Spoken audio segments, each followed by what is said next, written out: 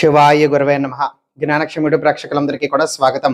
ఇప్పుడు కోపిష్టి మొగుళ్ళు ఉన్నారనుకోండి, వాళ్ళతో ఉండటము, బ్రతకటం అనేటువంటిది చాలా కష్టము. చాలా ఆడవాళ్ళకి చాలా ఇబ్బందికరంగా ఉంటుంది. అంటే ఒక్కొక్కసారి ఒక్కొక్క రీతిలో ఒక్కొక్క రకంగా ప్రవర్తిస్తూ ఉంటారనమాట. ఒకసారేమో ఏవైనా కూడా తప్పులు చేసినా కూడా బతిమిలాడే విధంగా, ఒకసారేమో వచ్చి ఇంక నువ్వు నాకు అక్కర్లేదనేటువంటి విధంగా, ఒకసారేమో వచ్చి చాలా కోపంగా, ఆవేశంగా ఇష్టం వచ్చినట్టు తిట్టడము, ఇవి అవన్నీ కూడా కోపిష్టి మొగుళ్ళు. అలాగే షార్ట్ టెంపర్డ్ పరిస్థితి ఉన్నటువంటి వ్యక్తులనమాట. విపరీతంగా కోపం తెచ్చుకోవటము, ఏమాత్రం కూడా ఇష్టపడకుండా అన్నిటికీ కూడా చిరాకు పట్టడము, ఆవేశపడటము, ఇట్లాంటి ప్రవర్తన కలిగినటువంటి వాళ్ళనమాట. ఇలాంటి వాళ్ళని మరి ఏమాత్రము కూడా మంత్ర సాధనలు చేయాల్సిన అవసరం లేదు. పూజ విధి అర్చనలు ఏమీ కూడా అవసరం లేకుండా తంత్రంలో ఒక ప్రక్రియ చెప్పబడి ఉన్నది. అది నేను మీకు తెలియజేస్తున్నాను అనమాట. ముఖ్యంగా ఇదంతా కూడా ఆడవాళ్ళకి, భార్యలకి. మీరు ఈ విధమైనటువంటి ప్రక్రియని ఇప్పుడు నేను చెప్పబోయినటువంటిది చేయటం ద్వారా ఏంటి అంటే, మీ యొక్క భర్త ఎవరైతే ఉన్నారో వాళ్ళకి కోపము, అహంకారము, ఆవేశము, విపరీతంగా ఈ యొక్క షార్ట్ టెంపర్డ్, విపరీతంగా కోపిష్టిగా ప్రవర్తించడము, అన్నిటికీ కూడా కోపాలు తెచ్చుకోవడం, మిమ్మల్ని చిరాకు పట్టడము, చేదరించుకోవటము, లేకపోతే మిమ్మల్ని తిట్టడము, లేకపోతే కొట్టడము కూడా కొంతమంది చేస్తున్నారు. కాబట్టి ఇలాంటివన్నీ కూడా తొలగిపోతాయి అన్నమాట. మరి దీనికి ఏం చేయాలి అంటే, ఇది ఏ రోజైనా కూడా చేయొచ్చు, ఎప్పుడైనా కూడా చేయొచ్చు.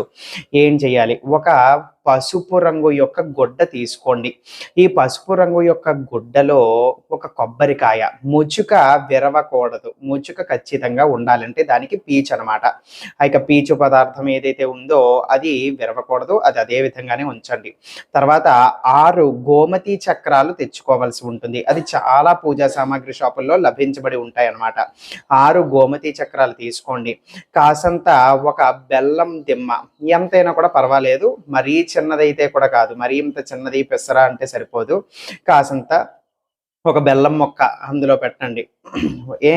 ఈ 3 పదార్థాలు కూడా మీరు తీసుకోవాల్సి ఉంటుంది. ఇప్పుడు ఈ యొక్క పసుపు గుడ్డలో ఈ యొక్క గోమతి చక్రాలు, ఈ యొక్క బెల్లం మొక్క, అలాగే ఈ యొక్క కొబ్బరికాయ, ఇవన్నీ కూడా కలిపి చక్కగా దాన్ని మూట కట్టేసేయాలన్నమాట. అయితే మూట కట్టేటప్పుడు ఒక్క విషయం జాగ్రత్తగా ఉంచుకోండి. కొబ్బరికాయ అనేటువంటిది దానికి ముచ్చుక ఏ విధంగానైతే ఉందో పై భాగానికే ఉండాలి. అంటే దాన్ని ఎత్తుగా ఈ విధంగా పసుపు గుడ్డ మీదన ముచ్చుక పైకి చూస్తూ ఉండేటువంటి విధంగా దాన్ని నించోపెట్టి ఒక చేత్తో దాన్ని పట్టుకుని, అప్పుడు గోమతి చక్రాలు, బెల్లం ముక్క అన్నీ కూడా వేసి దాన్ని అదే విధంగానే కట్టండి. కట్టిన తర్వాత ఆ ముచ్చుక భాగము ఏదైతే ఉందో అటువైపుగా దాన్ని ఇదే ఆ మూటతో పాటు ఇలా పట్టుకొని నేను చెప్పబోయినటువంటి ప్రక్రియని చెయ్యాలి. ఎప్పుడు చెయ్యాలి? రాత్రి పూట మీ యొక్క భర్త నిద్రిస్తూ ఉన్నప్పుడు చెయ్యాలి.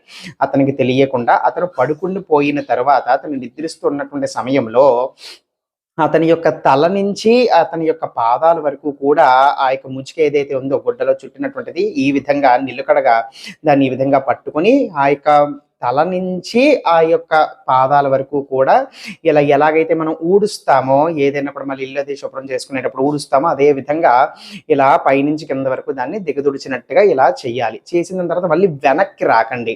ఆ పాదాల దగ్గర అయిపోయిన తర్వాత మళ్ళీ ఇలా తీసి మళ్ళీ ముఖం తల భాగం వరకు పెట్టడము, మళ్ళీ అలాగే కింద భాగం వరకు పెట్టడం, అయిపోయిన తర్వాత మళ్ళీ తల భాగం వరకు పెట్టడం, మళ్ళీ అలాగే కింద భాగం వరకు కూడా దాన్ని తేవటం. ఇలాగా 7 సార్లు చేయాలి. 7 సార్లు చేసేసిన తర్వాత దాన్ని అందాక ఏదో గూట్లోనో ఎక్కడో దగ్గర పెట్టుకుని భద్రపరచండి. అయిపోయిన తర్వాత మరుసటి రోజు మీకు ఏ సమయంలో ఎప్పుడు వీలైతే అప్పుడు ఏదైనా మీ దగ్గరలో ఉన్నటువంటి ప్రవహిస్తున్నటువంటి నదో, చెరువో, లేకపోతే సముద్రమైనా సరే దాంట్లో పారవేసేయాలి. ఇది కేవలం ఒక్కసారి మాత్రమే చేయగలిగేటువంటి ప్రక్రియ. ఒక్కసారి చేసేసరికి మీకు మార్పు అనేటువంటిది ఖచ్చితంగా ఉంటుంది. మళ్ళీ మళ్ళీ చేయక్కర్లేదు. కేవలం ఒక్కసారి ఈ విధంగా ఒక్క మారు చేస్తే సరిపోతుంది అనమాట. ఇది ఈ యొక్క ప్రక్రియ. దీని వలన మీ యొక్క భర్త అనేటువంటి వారు ఎవరైతే ఉన్నారో వాళ్ళ యొక్క ప్రవర్తన అనేటువంటిది మారుతుంది. కోపాలు ఇవన్నీ కూడా తగ్గుతాయి అన్నమాట ఖచ్చితంగా. సర్వే జనా సుఖినో భవంతు. శివార్పణమస్తు.